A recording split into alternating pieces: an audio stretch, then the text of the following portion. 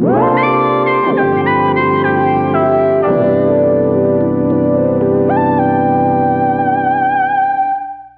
hello everyone, welcome back to the channel. And today we're going to be taking a look at something that's not Hot Toys, but Sideshow also releases their products too, and it is Asmus Toys Lord of the Rings Elven Archer. To give you a glimpse into it, I was a bit surprised, whether that was in a good way or a bad way. Stick around to find out. So let's just go and see if this is worth it. First thing we're going to start off with is packaging for the Asmus Lord of the Rings collection style. It is quite nice to have the same theme over and over again, but again, not really display worthy, but it is quite nice. There is like a thematic thing, so if you do have all the boxes, very nice just to have them all together. It's got a generic character artwork on the front. Well, I say artwork, it is just the character pictured itself with some Lord of the Rings sigils around the sides. Overall, very clean and tidy. And on the back, all you have is a notice and thank you for choosing Asmus Collectibles, which if you'd like a read, I'll leave it on the video now. Now, secondly, let's see what's inside the box. As you can see, characters laid out very nicely indeed, all the accessories surrounding him. But what I really want to look at is the character itself and the detail that they've put into everything. The face is fantastic. Granted, very generic, it's not really based off anyone's likeness. There is an immense amount of detail that I think really does give off an elvish kind of face. Only downside, I'd say, is that you cannot pull back any of the chainmail around the head, so you cannot see the elf ears, if there is any. And I did have a search as well, because I did not want to break mine, and it turns out, no, there's no elf ears, so yeah, not even worth trying. But you can either display him with the elven helmet on, or just the hood. And quite frankly, I think both looks look very good, because the cape itself, it's like a very weird kind of mesh, and it does, I think it works better than a lot of the Hot Toys capes that just have metal wiring. Like, very easy to move and maneuver, and it doesn't really feel like it's breakable. A very good design. The armor itself, now this is the thing that surprised me, because when I saw pictures online, I didn't think it was going to look as good as it's actually turned up as. But I've come away thinking this is one of the best designs in my Lord of the Rings collection for armor, hands down. Because, you know, I've got a couple that have Rohan armor, generic fellowship, clothing. But no, the elven armor really does pop out a hell of a lot more. Because I think online it looked very yellowish and bland. But when it's in your hands and you have that kind of presence, it does give off the golden vibe. Where I thought I'd be selling all 4 that I own, I may only sell 2 of them.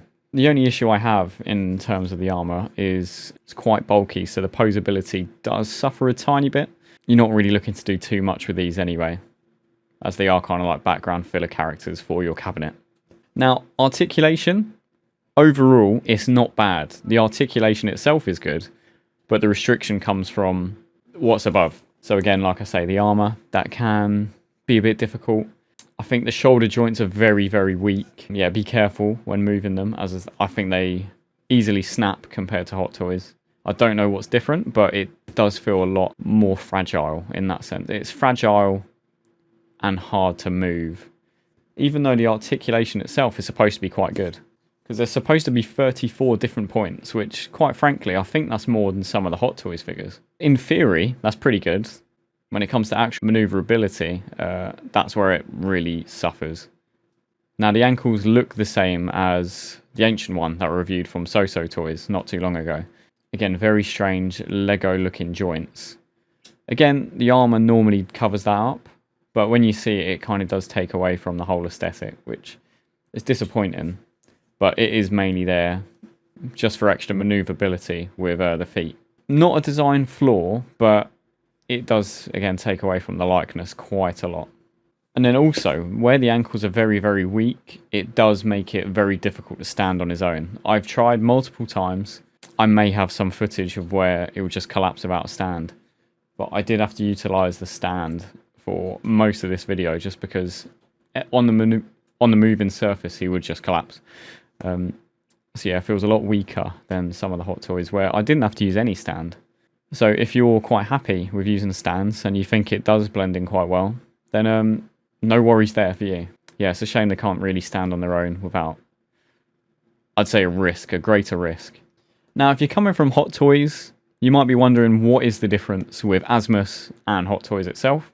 I'd say Hot Toys uses softer, more seamless materials, and everything they have is double jointed. And I think Asmus just uses like a stiffer kind of plastic and single jointed elbows. I mean, the result of that, the figure's fantastic, but the posing and photography kind of side of it is where it's kind of let down, because yeah, you do struggle to get some good pictures or camera work done due to the stiffness. But the one thing I do really want to jump into is the accessories, and I think this is where the figure does excel. Honestly, there is a lot to go through.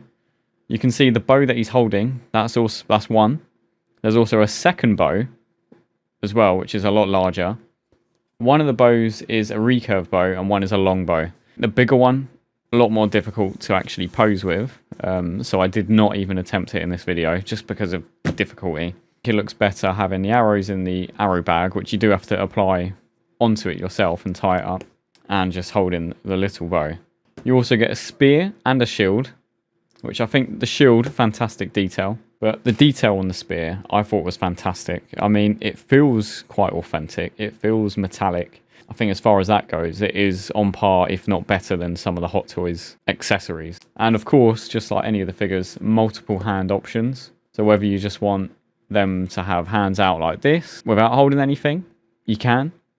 But the ones I always go for are the grip hands, so they can hold a lot of the extras, because you're paying for display purposes. So getting those extras are quite important. You get a hell of a lot more than what you genuinely expect from a character that would cost somewhere between £200 to £230, I'd imagine. If you want to look on eBay, because all of these will have to be second hand, most of which are going to be above £200 unless you get very lucky. But before we get into the pros and cons, I would just like to give you a visual comparison at how they stand against other figures in the franchise. What we have on screen right now is the Asmus Elven Archer with the Elven Warrior. Again, they're basically identical. The only difference is the accessories, which, again, if you watch my next video, we'll be reviewing the Warrior. It will essentially be the exact same review, except for we're just going to be showing a bit more of the extra accessories with the sword and all of that. The height is the exact same, so it does blend in very well. So if you are thinking of getting both, they'll seamlessly fit in right next to each other. Here's one with Legolas, another elf from the world of Lord of the Rings / Middle-earth. And as you can see, the armor does make them tower above a lot of the other characters. They don't really look like the main characters, but they really emphasize and bring out a lot of the characters that you have on display. But no, the only comparisons we got today is Aragorn, Legolas, and the Elven Warrior. But yeah, overall, I think it's fantastic, but let's just break it down precisely with the pros and cons. Pros, good height, good detail. I can't really say too much about the face detail just because it's not really based on anyone. So it's a nice face to blend in with the rest of the costume. Can't really mark it down for that. I think the detail on the outfit itself, phenomenal, fantastic work. Again, I would say it's one of the best armored figures I've got in my collection. You know, I've got a variety of like Iron Man, Kang, and again, it does hold up very well. The cape, I think, is one of the best features. It can pose however you want. There's not really metal wiring and it's not as finicky or breakable as the Hot Toys one.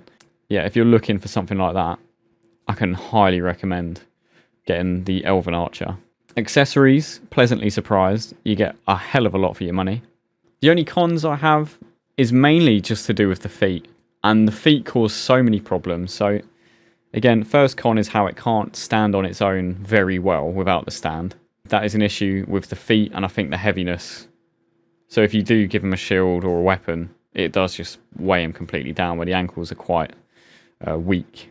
The ankles also don't look very good, but they're mainly covered up, so easy fix, but if you discover that, it can really bring down your impression of it.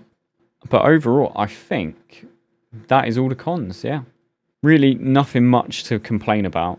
It is a fantastic figure, and I would highly recommend adding to your collection. So what would I rate the Elven Archer? I'd have to go for an 8.5. 8.5, definitely. If you've already got one, share your thoughts down below on how yours has gone. Tell me if there's anything I've missed, or if there's anything you'd like me to add for next time. But yeah, all discussion is encouraged. If you're looking to make a purchase, you may check out my eBay below. We're selling a variety of hot toy figures that just don't fit in my collection anymore. I don't live in a massive house and I don't have a major amount of money, so I am trying to make way so I can make some extra reviews and be able to rotate figures in and out every week. So yeah, go check out the eBay. I do have 2 spare Lord of the Rings figures. One is the Elven Archer and the other one is the Elven Warrior. I will be keeping the one shown in the video today, but the other one I have never been opened, never been unboxed. It'll be a reasonable price, more than likely best in the market. So yeah, if this has intrigued you, be sure to check it out and get yourself a deal. And if there's anything else you need to know, I'll be more than happy to send over any information. But anyways, thank you all for watching, and we'll see you in the next one.